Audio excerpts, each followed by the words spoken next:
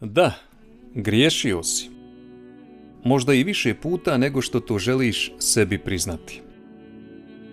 Ali znaj, tvoj grijeh nije veći od Božje milosti.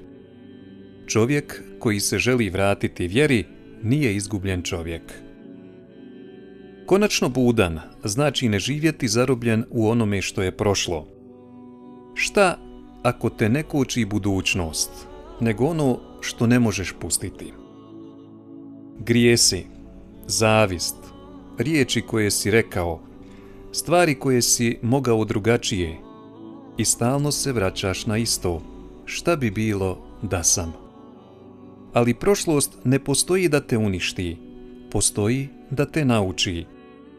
Ako stalno gledaš nazad, propustit ćeš put ispred sebe. Ne možeš promijeniti šta je bilo, ali možeš promijeniti šta ćeš sa tim. Prošlost može biti lekcija, ali ne može biti tvoj zatvor.